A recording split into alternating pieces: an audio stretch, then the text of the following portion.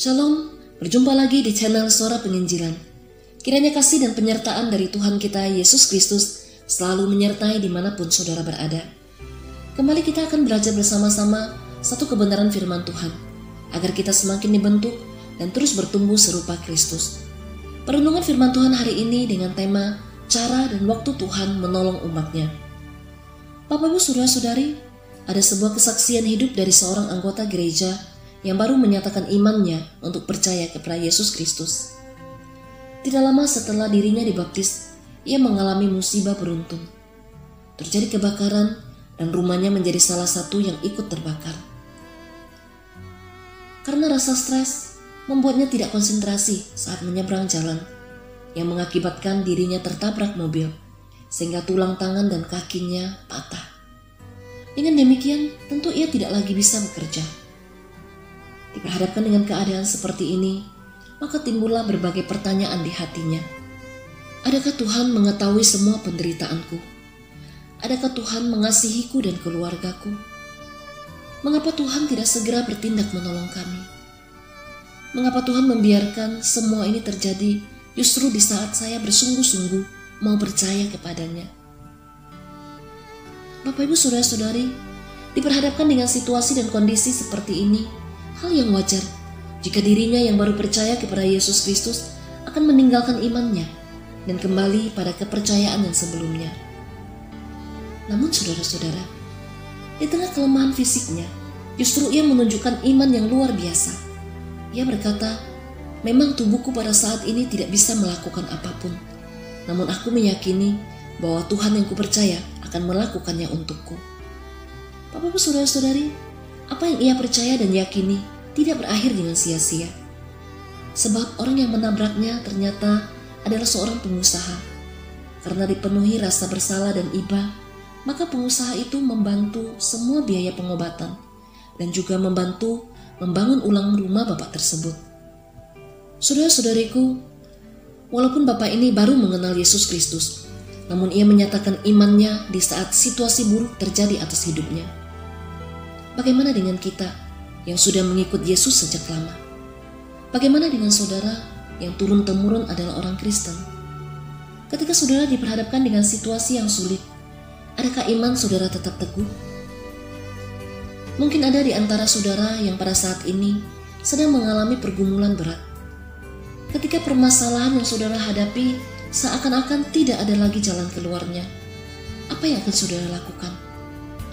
Apakah saudara akan terus mempertahankan iman dengan percaya akan janji Tuhan? Atau saudara akan meragukan Tuhan dan berpaling darinya? Ketika diperhadapkan dengan tekanan yang disebabkan masalah yang terjadi, bisa saja muncul begitu banyak pertanyaan dalam diri kita. Bapak Ibu saudara-saudari, Nabi Yeremia pernah mempertanyakan pertanyaan yang senada dengan itu ketika umat Israel sangat menderita di pembuangan. Mereka bergumul dan menantikan Tuhan atas permohonan-permohonan mereka yang tak kunjung dikabulkan.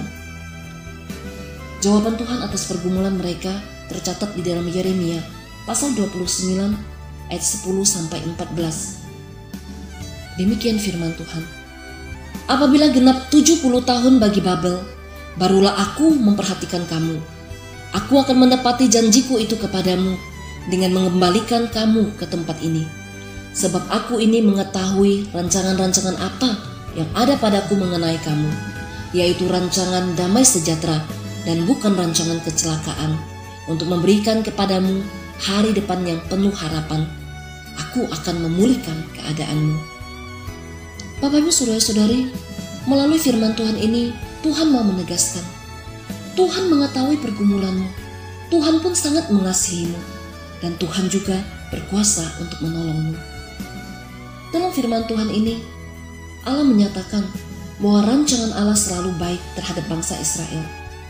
Pembuangan bangsa Israel di Babel, semua itu merupakan akibat dari dosa-dosa mereka sendiri yang selalu tidak patuh kepada Tuhan. Teguran demi teguran Allah berikan kepada bangsa Israel melalui para nabinya. Namun bangsa ini tetap mengeraskan hati. Tuhan tetap mengasihi bangsa Israel dan berjanji akan menolong mereka. Namun perlu digarisbawahi, yaitu sesuai waktu Tuhan. Karena Tuhan menghendaki bangsa Israel benar-benar mau bertobat. Di dalam Yesaya pasal 55 ayat 8-9, firman Tuhan berkata demikian.